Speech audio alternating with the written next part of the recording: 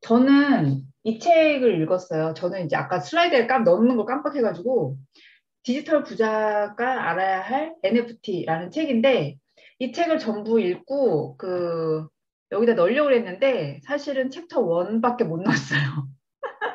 근데 이 책의 마지막 부분이 사실 이게 이제 여러 명이 이제 공저를 하신 책인데 저는 사실 이 책 받자마자 저는 이제 책 보통 받으면 이렇게 목차를 먼저 봐요. 그래서 이 중에서 읽고 싶은 것도 먼저 보는 편인데 저는 이거 딱 열자마자 사실은 맨 마지막에 이 변호사님 파트가 있는데 여기 변호사님 파트를 보면은 뭐 NFT 저작권 이슈도 있지만은 그 자금 세탁 방지 시스템의 운영과 현실 그리고 자금 세탁의 다양한 케이스들이 그러니까 가능한 케이스들을 여러 가지를 적어주셨는데 저는 그게 굉장히 흥미로웠거든요.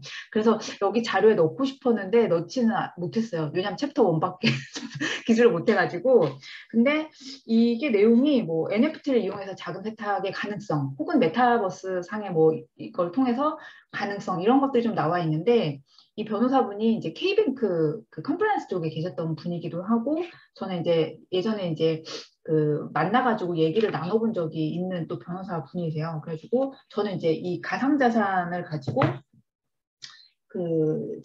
자금 세탁하는 부분은 다른 분들도 한번 읽어보시면 좋을 것 같기도 하고, 이 자료에 나중에 조금 더 보강을 해서 제가 올리도록 하는 걸로 하겠습니다.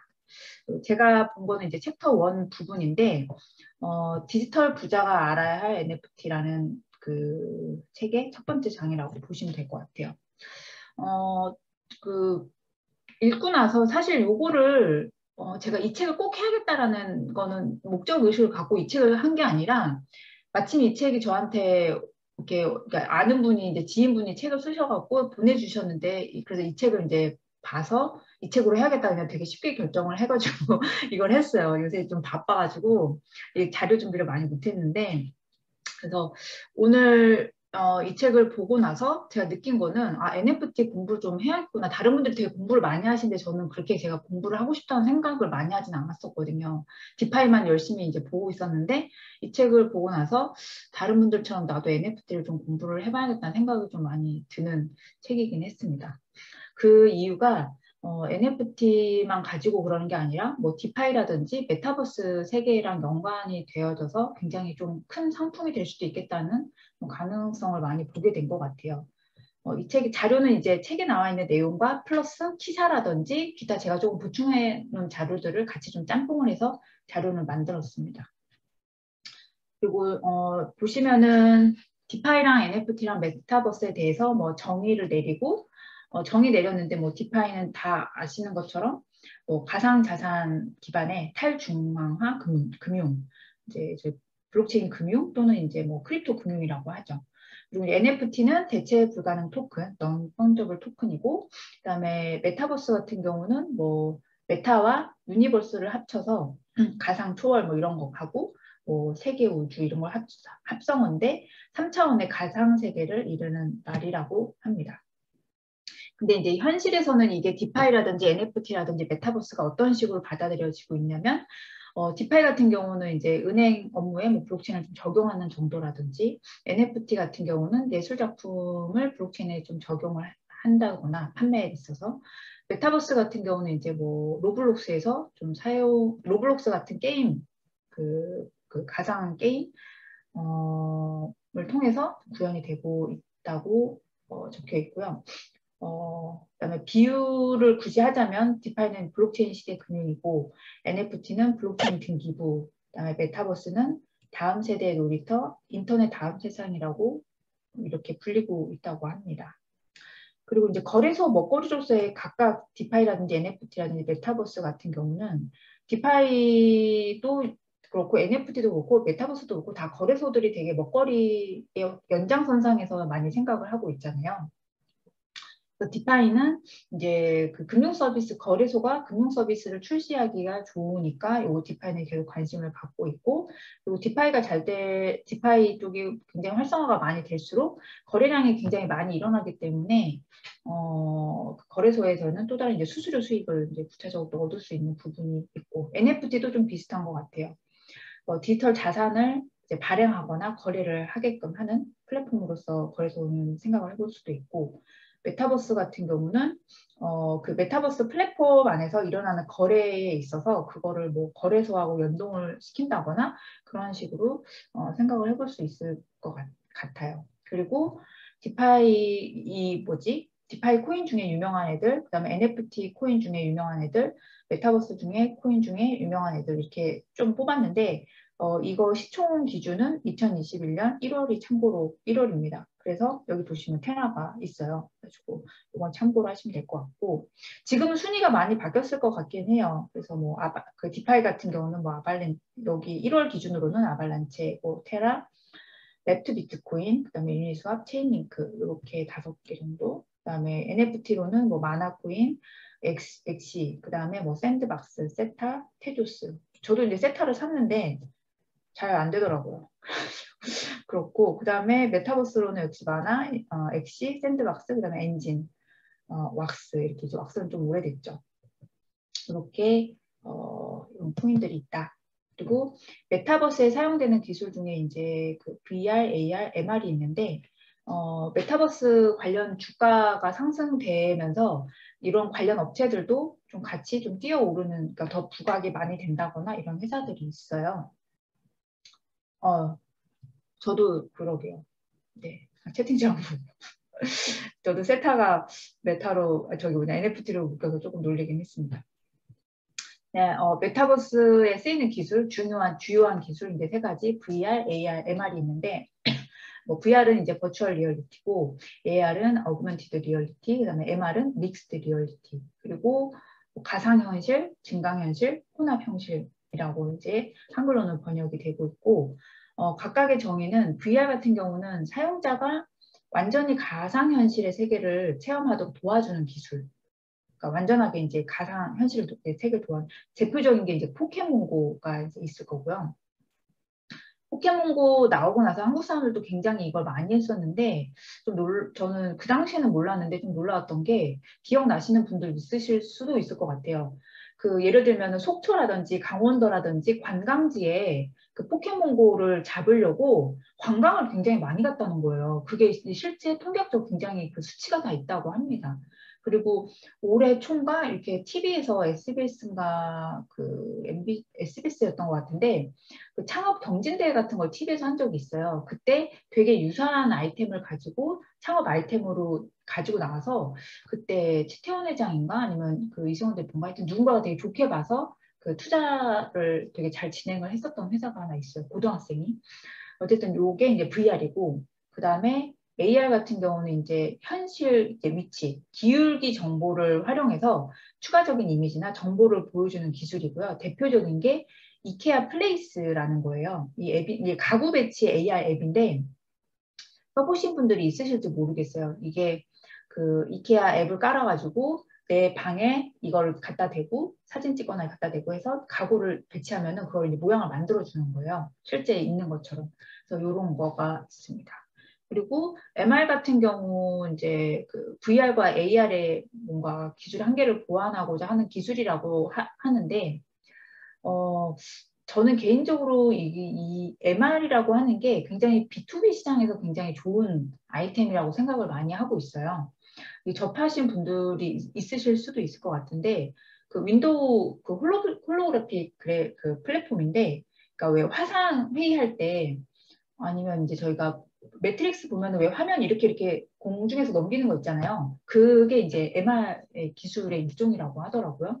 근데 이거를 지금 그 마이크로소프트사에서 이제 이런 모니터, 그러니까 모니터 밑에 바가 있고 회의를 시작하면 이게 이제 뭔가 위에 그 가상의 그게 생기는 거예요, 스크린이. 그래서 그런 화면들을 넘기기도 하고 뭐 확대도 하고 매트릭스 화면처럼 이제 되는 거라고 하더라고요. 이거를 그 기업체에 있으신 분들이 이거를 굉장히 좀 선호한다라는 뭐 얘기 있고, 한국에는 언제 들어올지는 모르겠지만 일단은 마이크로소프트에서 이거를 내놓은 거가 있습니다.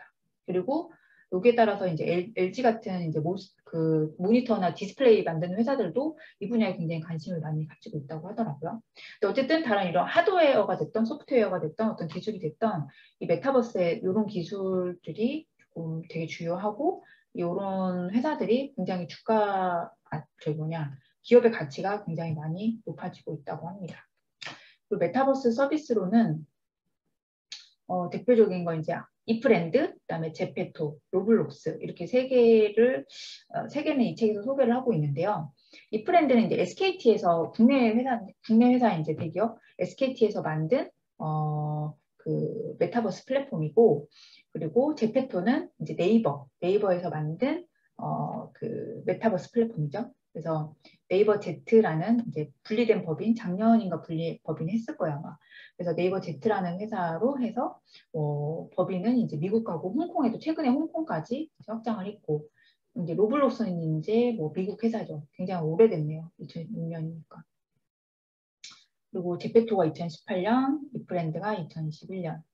근데 생각보다 이프랜드도 사용자가 많더라고요. 많고 처음에는 이게 뭐 그 제페토랑 좀 다르게 뭔가 비대면 회의라든지 뭔가 그런 B2B 서비스가 좀 많이 나왔었는데, 언제부턴가 뭐 이 가상 그 자산을 도입하고 하는 거 준비하면서부터 뭐 아이버스 생태계라고 해가지고 여기도 뭔가 좀 제페토스러운 서비스들을 많이 좀 출시를 하고 있는 걸로 보여져요. 그리고 가상자산을 다룬다는 발표를 얼마 전에 했는데, 그래서 코인은 이제 아마도 이제 나오지 않을까라는 좀 생각이 좀 들고요. 근데 코인이라고 해봤자 그 안에서 쓸 수 있는 화폐 개념일 거라고 생각이 좀 듭니다. 그리고 제페토는 이제 뭐 스노우라는 이제 사진 앱이 있는데, 사진 좀 찍거나 뭐 이렇게 게임이라든지 이런 것들을 좀 더 강화할 것으로 좀 보여지고 있고, 그 게임 때문에 이제 루노소프트라는 회사하고 게임 제작 회사하고 조인트 벤처를 만들어요. 피노키오라는 회사를 그래서 투자를 했고, 여기는 이제 잼이라는 거를 사용을 합니다. 그래서 아이템을 사거나 뭐 이제 그런 것들. 로블록스 같은 경우는 샌드박스형 오픈월드고요. 그래서 이제 플랫폼이죠. 사용자가 들어가서 게임도 만들고 또 다른 사용자는 그 게임을 이제 플레이하기도 하고, 아이템을 만들어서 올려서 누군가는 올리고 누군가는 그것도 사고, 이런 식으로 오픈월드입니다. 현재 이제 게임도 생각보다 굉장히 많아서 좀 놀랐어요. 이제 5천만 개라고 하니까. 그리고 여기서는 이제 로벅스라는 코인을 이제 사용을 합니다. 디파이 가능성을 보자면 제페토는 이제 그 아이템이 디지털 자산으로서 가치를 좀 가지게 되는 순간에 이제 뭔가 그런 것들을 하지 않을까? 뭐 디파이가 됐든 뭐가 됐든. 그러니까 이게 이제 이프랜드도 마찬가지일 것 같고 로블록스도 비슷한 상황이 되지 않을까 싶어요. 현재는 이제 아이템 거래라든지 아이템 구매, 판매에 요거를 사용을 하고 있는데, 아니면 리워드성이라든지 이런 걸 사용을 하고 있는데, 이게 아이템이라든지 이런 것들이 굉장히 현실 세계처럼 어떤 그 자산의 성격으로 리니지에서 이제 아이템처럼 그런 성격을 좀 띠면은 그때 뭐 규제 여부랑 맞물려 가지고 뭔가 전환의 여지가 있지 않을까 그런 생각을 좀 합니다. 그리고 이제 메타버스 같은 경우가 저는 이제 메타버스에 대해서 그렇게 크게 메타버스나 NFT에 그렇게 크게 지금 제가 관심이 많지가 않았었어서 잘 몰랐는데, 작년에 이제 그 과학기술정보통신에서 뭐 엄청난 돈을 투입을 한다 뭐 이렇게 발표를 하고 이제 사업비를 냈더라고요. 그래가지고 상당히 좀 저 이제 뭐 그린 뭐 저기 뭐지 데이터 뉴딜이라든지 뉴딜 사업 그다음에 뭐 이런 쪽에만 많이 봤었는데, 이제 요게 굉장히 많이 저걸 하고 있다. 정부에서 굉장히 많이 이걸 투자를 하고 있구나.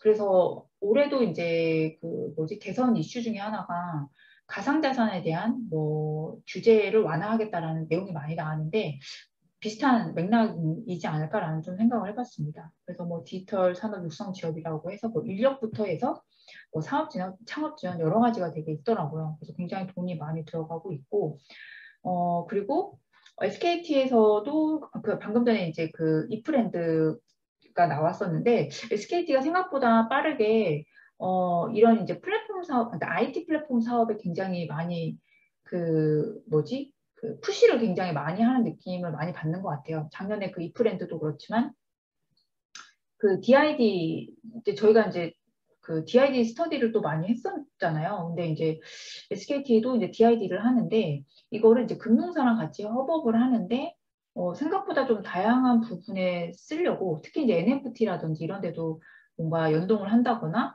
뭐 이런 것들을 하려고 하는 그런 기사가 나왔어요. 그래가지고 이게 DID가 무슨 그 암호화폐를 만약에 발행을 하면 어떤 가치가 있을 거냐, 뭐 가치가 오를 거냐, 내릴 거냐 이런 생각들을 많이 해봤었는데, 이게 약간 헬스케어 분야처럼, 뭐라고 해야 되지? 그러니까 정부에서 굉장히 그 해결을 해줘야 되는 부분들이 있잖아요. 그러니까 예를 들어서 신분증이라든 이런 거. 근데 이제 헬스케어 같은 경우도 스타트업 중에서 눔이라는 애가 있어요. 눔, NOOM이라는 회사가 있는데 그 이제 그 헬스케어 관련 앱이에요. 앱인데 뭐냐면 운동을 사람들이 그 스스로 운동을 하게끔 혹은 그 건강한 식단을 이렇게 해가지고 이렇게 관리를 해줘서 정부가 그 의료보험비를 줄이는데 그 앱을 쓰고 있어요. 그래서 그게 이제 사실 대표하고 이제 회사 자체는 한국에 인원이 많은데 그 대표가 저희가 미국 사람이라서 이제 미국에서 어쨌든 좀 활동을 하고 있는데 미국의 그 의료보험 수가 있잖아요. 그걸 낮추기 위해서 그 앱을 사람들에게 많이 깔아서 쓰게 하고 그러면 그 사람들이 그러니까 질병이 좀 걸릴 확률이 낮아지기 때문에 의료 수가도 이제 뭐냐 보험 재정도 아낄 수 있고 근데 그거에 대한 한 명이 여기서 가입을 해가지고 이거를 쓰는 거 있잖아요. 그 돈을 정부에서 주는 거예요.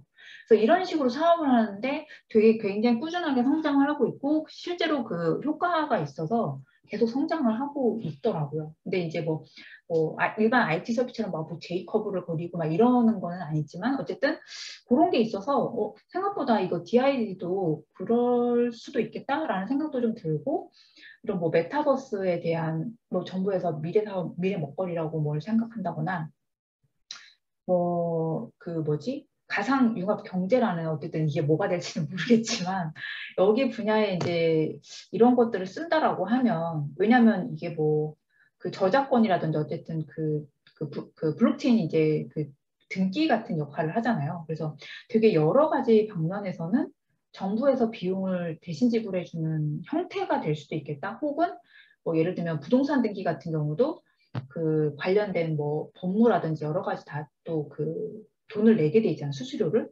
그걸 이제 대신 받는 형태가 될 수도 있겠다는 생각이 좀 들어서 그래서 다들 열심히 하는 건가 약간 그 생각을 좀 하게 됐습니다. 그래서 DID 관련해서 코인을 발행하는 것보다도 오히려 그런 B2G라고 하죠. 정부 대상으로 하는 그런 서비스로 출시를 하는 것도 나쁘지 않겠다라는 생각을 좀 이걸 해봤습니다. 그리고 이제 메타버스하고 이제 NFT인데, 이게 메타버스 안에서의 이 NFT의 가치가 무엇일까 보면은 이제 그 가상의 그 환경에서 어떤 등기부 등본의 역할을 할 수 있다. 요새 이제 뭐 저번에도 이제 많이 스터디 중에 나왔던 게 뭐 디센트럴랜드라든지, 그러니까 부동산 있잖아요. 가상 부동산. 거기에서도 사실은 역할을 할 수도 있을 것 같고, 이제 그런 식으로 뭐 자산이 됐던 그 자산이 여러 가지 종류가 되겠죠. 디지털 자산이 됐던 그것도 될 수 있고 디지털 창작물에 대한 고유 가치 이 두 가지가 이 NFT가 메타버스랑 맞물렸을 때 굉장히 가치가 있을 것이다라는 이제 이 내용이에요. 그래가지고 여기는 이제 ERC20 그러니까 ERC20 프로토콜하고 이제 ERC721 프로토콜 두 가지에 대해서 좀 비교를 해놨습니다. 그래서 조금 차이가 있다라고 하면은 보시면은 여기 그 NFT가 발행된 상품의 고유 기호가 있어요. 이게 이제 여기 보면 NFT가 발행된 상품의 고유 이름 이렇게 있죠. 그다음에 요게 조금 되게 여기도 보면 메타데이터가 있고 요게 NFT 고유한 속성 그러니까 그 아이템이 가지는 고유한 속성을 이제 여기 코드에다 넣는 거죠. 그래서 다른 코인하고 그러니까 대체 거래를 할 수가 없는 거죠. 이렇게 발행하는 거. 이게 이제 7일, 대표적인 게 7일이죠. 그리고 주로 아직까지는 이제 이더리움 기반으로만, 이더리움 기반의 트론도 있죠, 트론. TRX 7일인가요? 그게 있었던 것 같아요.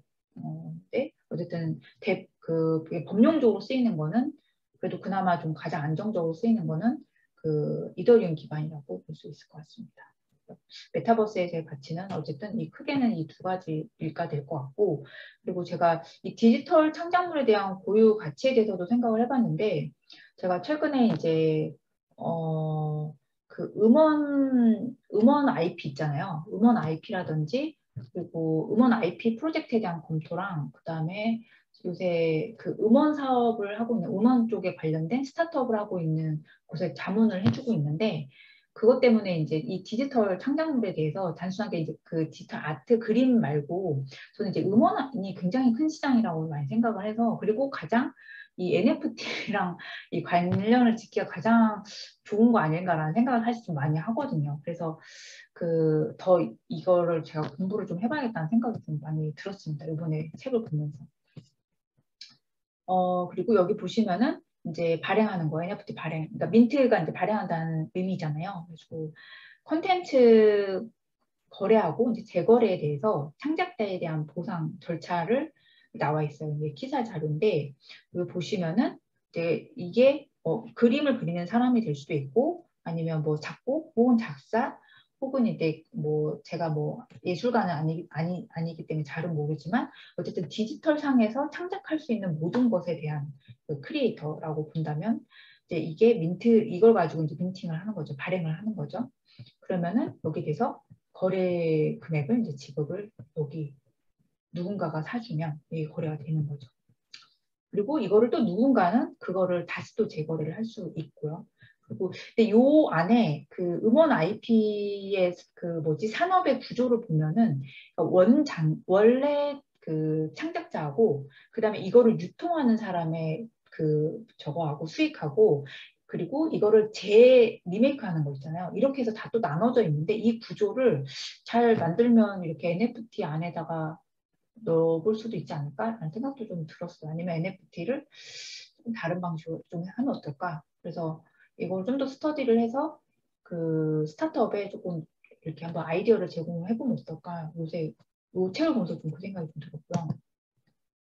그리고 여기 보시면은 맞아 패션도 있죠. 왜냐하면 이제 메타버스 안에서는 그 디지털이 이제 꼭 예술이 아니라 제페토도 보면 다 옷 사고 뭐 이거 뭐 사고 구찌 사고 뭐 하고 하잖아요. CU에 가서 저번 뭐 CU 가서 뭐 과자 사 먹기 이벤트가 있었거든요. 저도 그거 해봤는데 그거를 이제 저는 크게 재미를 느끼지는 않았으나 그게 제페토 안에서 무슨 CU 가서 뭘 사 먹기 이런 게 이벤트가 있은 적이 있었는데 그거를 되게 여러 명이서 그거를 사 먹고 사진 찍고 하는 게 굉장히 뭔가 밈 같은 거더라고요. 거기 안에서. 그래서 좀 되게 신기했어요, 그때. 그래서 이게 되게 나이가 조금 되게 젊은 뭐 10대나 10대 정도 사이에서는 굉장히 어떤 밈 같은 건가라는 생각도 좀 해봤는데 어쨌든 여러 이제 여기 뭐죠? 디지털 창작물이 되게 다양할 수 있다라고 말씀드립니다. 메타버스와 이제 NFT인데요. 이 가상자산 혹은 이제 디지털 자산 비즈니스와 이 메타버스와 NFT라는 게 가장 완벽한 조합이지 않을까라고 사실 이제 기사에서 이걸 자료를 냈더라고요. 그래서 저도 보면서 좀 이걸 좀 더 저도 공부해봐야겠다. 다른 분들이 열심히 공부하는 것처럼 저도 좀 공부해봐야겠다는 생각을 좀 하게 됐습니다. NFT는 스마트 컨트랙트 기반의 디지털 자산 거래를 위한 거래와 경매 플랫폼 시장을 만들어냈어요. 이 NFT라는 게. 그렇죠. 옥션의 기능 있죠. 그리고 여기 메타버스 안에서는 다양한 아이템샵, 그 아이템이 되게 무궁무진해지는 것 같아요. 그리고 이 아이템샵을 뭐 개점을 하거나 판매를 할 수도 있고, 만약에 이 아이템샵이 너무 잘 돼, 그러면 우리 저기 오프라인 상에서도 상가 잘 되면 프리미엄 붙잖아요. 그런 것처럼 여기도 아이템샵 너무 잘 되면 그런 걸 또 상가를 팔 수도 있겠죠. 그리고 뭐 유명 브랜드 같은 경우 입점하고 브랜드의 제품을 판매를 현재 하고 있고, 그리고 이제 뭐 나이키나 아디다스 같은 데서도 계속 NFT를 계속 출시를 하는 것 같아요. 그리고 지금 뭐 NFT 가격이 뭐 반토막이 났네, 얼마가 났네 해도 오히려 브랜드에서는 이 NFT 출시를 계속 하고 있는 걸로 보여지거든요. 그래서 잘은 모르겠지만 아직까지 뭐 잘은 모르겠지만 뭔가 되게 유의미한 기술이 아닌가라는 좀 생각을 해봤습니다. 여기 보시면은 메타버스 플랫폼에서 이제 NFT를 이제 응용해서 가상 디지털 자산 거래소하고 라이센스 서비스를 이제 자료로 기자에서 만들어냈더라고요. 이게 이제 경매하는 거죠. 경매하고 이제 트레이딩 거래하는 거. 그래서 이 디지털 컨텐츠를 거래할 때 경매와 이 거래, 이 두 가지 방식으로 하는 거고, 이거를 거래할 때 이 블록체인을 쓴다는 거죠. 스마트 컨트랙트, 아까 그 이더리움 721이 있었잖아요. 그걸 활용해서 NFT를 이제 발행한 것을 거래를 합니다. 그리고 이게 어디에서 쓰이냐면 가상현실, 그러니까 메타버스 플랫폼 혹은 메타버스 서비스에서 쓰이는 거죠. 이게 여기 뭐 아이템샵에서의 뭐 패션이 됐던 뭐 스타일링이 됐던 뭐 부동산이 됐던 뭐 메타버스에서 하는 뭐 이렇게 쓰는 화폐가 됐던 여러 가지 것들로 이제 그 서비스를 이제 쓰게 되는 거고요. 그리고 이런 것들을 이 아이템들을 만들어내는 사람은 이제 원작자죠. 창작자라고 하는데 이제 원작자가 있고 그리고 그게 종류가 뭐 영상이라든지 음악이라든지 패션 아이템 등등등등. 요번에 제가 이제 그 멘토링을 하고 있는 그 회사도 음원인데, 저는 이제 음원이, 가수들의 그냥 음원이라고만 생각을 했는데, 그분이 얘기하시는 게, 가상 공간에서 쓰여지는 음악, 그 다음에, 현실 세계의 그 공간 있잖아요. 40평 이상이 되면은 음악을 틀면 그거 저작권료를 지불을 해야 되는데, 이제 거기에 쓰이는 음악, 그러니까 똑같이 가상 세계, 그 다음에 현실 세계 어떤 공간에서 틀어지는 음악에 대한 음악 저작권이 있고 그리고 광고도 사실 그 온라인상에서 광고 많이 나오잖아요. 유튜브 같은 이런 데서. 요새는 광고도 유튜브용 광고만 이제 나오는데 이제 거기에서 상업용 그런 광고가 미니 광고들이 되게 많은데 뭐 틱톡 짤이라든지 뭐 여러 가지가 있는데 거기서도 되게 훅송을 만들어내기 위해서 의뢰를 광고주가 그거 음악만 별도로 의뢰를 또 한다는 거예요. 그래서 그렇게 해서 떠들 수도 있기 때문에 이제 그런 음악도 있고 그러니까 상업용도 되게 생각보다 세분화되어 있고 그리고 뭐 가수 같은 경우는 이제 그 작사, 작곡, 프로듀싱 뭐 여러 가지 또 나눠져 있고 이런 게 있었고 그리고 가상 공간의 아이템 중에 그 뭐지? 가상 공간 자체를 디자인을 해주는 저작권도 있더라고요. 그래서 좀 되게 신기했는데 어, 뭐라고 해야 되지? 진짜 그 MZ 세대라고 해야 되나? 혹은 이제 MZ 세대보다 조금 더 얼리한 세대들한테는 굉장히 좀 의미가 좀 있을 수도 있겠다는 생각이 좀 많이 들었었어요. 그래서 왜냐하면 이제 그러니까 전시를 한다거나 공연을 한다거나 이런 거 있을 때 그 무대 세트 있잖아요. 그러니까 현실 세계에서는 그 무대 세트를 이제 저희가 뭐 콘서트장 가면은 그 무대를 말하는 건데 이 가상공간에서 이제 공연을 한다거나 컨퍼런스를 한다거나 뭐 페스티벌을 한다거나 이 공간들을 전부 다 그 만드는 아이템을 그 뭐지 제작을 해서 공급을 하고 그거를 저기 뭐냐 이런 식으로 NFT도 만들고 이런 프로젝트들을 좀 진행하는 경우도 좀 있더라고요. 그래서 좀 굉장히 좀 뭐랄까 좀 리프레시가 좀 많이 됐습니다. 그래서 이제 그것만 들었을 때는 NFT를 떠올리지는 못했는데 이 책을 보고 나서 그게 다시 복귀가 되면서 NFT는 공부를 해야 되는 거구나라고 이제 좀 생각을 했어요. 그리고 국내 이제 테크 기업, 이제 대표적인 게 라인하고 카카오인데 앞부분에서 이제 네이버가 제페토, 네이버 Z라는 곳에서 분산 네이버에서도 하지만 라인이라고 일본 본사 있잖아요. 거기서도 지금 NFT를 열심히 하고 있다.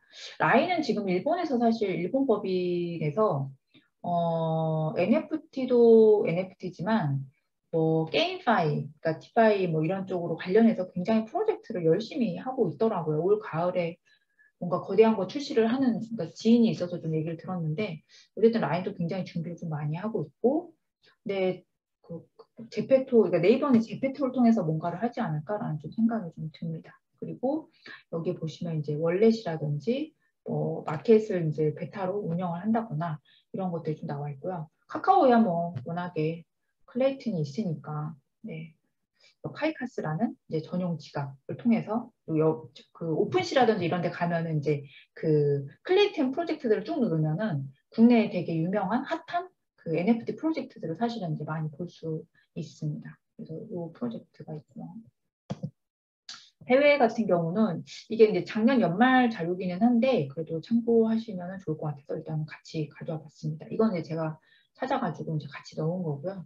사례는 이제 기업들에서 한다거나 뭐 NFT를 활용할 만한 조금 희귀 아이템이라든지 이런 거에 사례가 있고요. 뭐 유명한 게 뭐 NBA나 뭐 MLB죠. 뭐 여기 있었고 그다음에 포뮬라 1에서도 이제 그 델타 포뮬라 1 델타 타임 있었고, 나이키, 뭐 아디다스도 있었지만 뭐 나이키, LVMH, 브라이틀링, 시계 이런 것도 있었고, 그리고 터너 스포츠가 있었고요.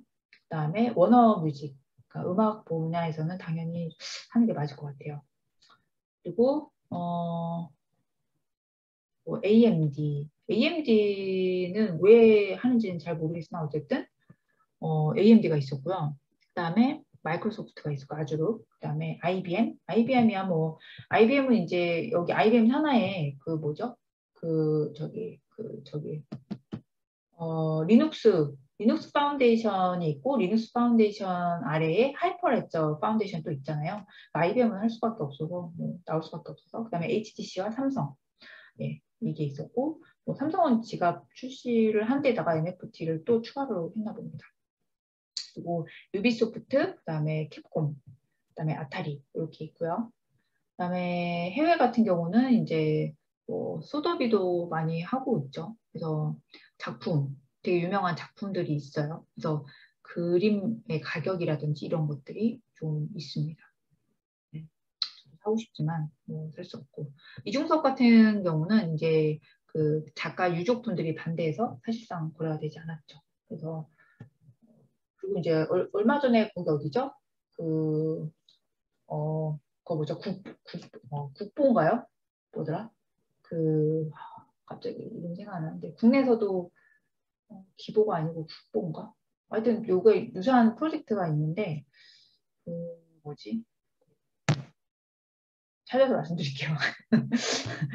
그리고 국내외 이제 금융사 같은 경우 NFT를 굉장히 좀 대비를 많이 하고 있다. 근데 저는 사실 이제 디파이라든지 그 크립토 금융 쪽, 그러니까 그 디지털 자산 관련해서 이 수탁 서비스를 되게 많이 금융 상품에 대해서 수탁 서비스만 생각을 많이 하고 그쪽으로만 많이 생각을 했었는데 NFT 관련해서도 이 수탁이 필요한 건 사실이기 때문에 그래서 NFT에 관련된 이제 수탁이라든지 혹은 NFT 서비스를 뭔가 계획을 하고 있다거나 진출했다거나 이런 것들이 내용이 있어서 같이 가져왔고요. 여기 보시면 뭐 여기 그 뭐지 수탁 업체 코다죠. 코다. 그리고 여기도 마찬가지고요. 요새는 진짜 이런 게 필요하다 싶으면 진짜 금융회사들이 서로 같이 투자도 많이 하고 그래요. 보면 NFT도 역시 같이 하고 있고 그 다음에 여기도 스타업체 그 다음에 NFT 기반 STO 사업 검토인데 이게 뭔가 이게 NFT 발행해서 이걸 STO로 쪼개겠다 이런 내용이 아닐까 싶어요. 그래서 이런 게 있고 그 다음에 NH 같은 경우는 헥슬란트 같은 회사랑 같이 뭔가 사업하라고 하는 거 보니까 그 NFT 발행을 예정을 하고 있거나 그런 것들과 동시에 그 프로젝트를 발굴을 해서 엑슬란트가 이제 뭔가 그 마케팅을 해주지 않을까 그런 생각이 듭니다. 그리고 US뱅크는 이제 수탁 서비스에 NFT를 포함했다. 그다음에 여기 BNI 여기 이제 뭐 하는 회사 저기 뭐야 이 회사는 사실 제가 잘 모르는 금융회사라서 여기도 똑같이 포함시켰다. 죄송합니다. 그리고 이제 여기는 이제 아래쪽은 NFT 이제 진출한 곳들에 대한 이야기고요. 생각보다 많이 했죠. 하이브, SM 뭐 다 이렇게 되어 있고 위메이드 뭐 굉장히 이제 쟁쟁한 회사들 게임빌 여러 가지 게임 회사가 주로 뭐 대부분이긴 하지만 여기 뭐 다날도 있어요. 다날 이제 페이코인 발행했던 다날이죠. 여기 이제 제프라는 이제 콘텐츠 출시가 됐는지 모르겠지만 검색을 해봐야 될 것 같아요. 감사합니다. 지금 게임 회사 중심으로 굉장히 빠르게 게임과 엔터 쪽 중심으로 해서 굉장히 빠르게 하고 있고 그다음에 네이버와 카카오 같은 경우도 이게 뭐 그 뭐지 음원 프로젝트 그러니까 음원 저작권이라든지 컨텐츠를 가지고 이 NFT 프로젝트들을 하는 곳들이 대부분 그 네이버라든지 카카오 또는 이제 CJ 엔터테인먼트 같은 회사들의 전략적 투자를 굉장히 고려를 많이 하고 있는 게, 이게 단순하게 그 음원, 그 NFT 거래만 단순히 하는 게 아니라, 이 음원이 가지고 있는 엄청난 그 엔터 쪽의 산업이 굉장히 규모가 크더라고요. 그 부분에 굉장히 중요한 역할을 차지하는 게 그런 음원 NFT더라고요. 그래가지고 예를 들면 아까 전에 이제 말씀드렸던 원저작자, 유통사, 그다음에 이거를 다시 또 재가공해서 파는 사람들이 있는데 어떻게 보면 이 유통사라든지 재가공해서 파는 회사들이 엔터 회사나 혹은 이제 CJ 같은 뭐 이런 뭐 회사가 될 수 있는 거죠. 그리고 네이버나 카카오 같은 경우도 이거를 할 수밖에 없는 게 네이버나 카카오가 웹툰이라든지 그다음에 웹소설 그다음에 음악을 다 그 뭐죠 음악 같은 거 서비스 스트리밍 서비스를 다 하고 있잖아요. 그러니까 이게 연결이 안 될 수가 없더라고요. 그래서 아, 네이버나 카카오는 이게 필수인 거예요. 보니까 그래서 그런 게 있었고 그리고 이제 이 그 엔터 쪽은 당연히 이런 데하고 이제 플랫폼들과 어울리는 거 필요한 거고 다 연결이 되어 있고 그다음에 이제 게임 회사 같은 경우는 게임 회사는 완전 이제 메타버스 세계랑 다름이 없으니까 그리고 이제 게임파이라고 해가지고 거기에도 이제 게임 그 산업 안에서 이제 금융이겠죠. 뭐 이런 것도 굉장히 이 NFT라는 게 의미가 가지는 부분이 굉장히 많구나라고 생각을 하게 됐습니다.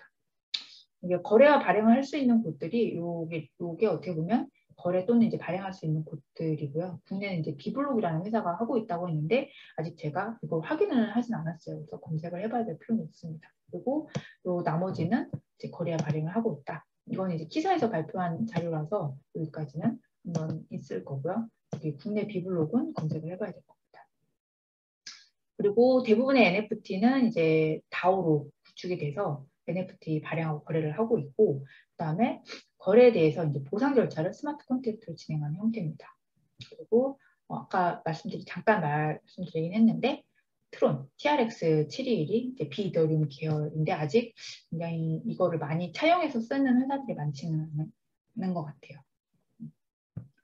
그리고 전통금융사의 이제 NFT 사업 진출인데요. 여기 보시면 국내사 같은 경우는 뭐 신한, KB, 우리 아까 전에 이제 나왔던 내용이고 해외 같은 경우는 이제 뭐 비자, 골드만삭스, JP모건, 시티. 최근에 어디더라? 골드만삭스인지 JP모건인지 그 둘 중에 하나가 뭔가 추가적으로 뭘 승인을 한 게 있는데 그 제가 아침 뉴스 보다가 발견했는데 그거는 제가 찾아서 다시 그것도 같이 공유 좀 드리도록 하겠습니다. 이게 뭔가 암호화폐나 이제 가상자산은 이제 좀 더 이렇게 테두리 안에 들어오는 거였거든요. 아, 여기까지 제가 이제 자료는 여기까지 준비를 했고요.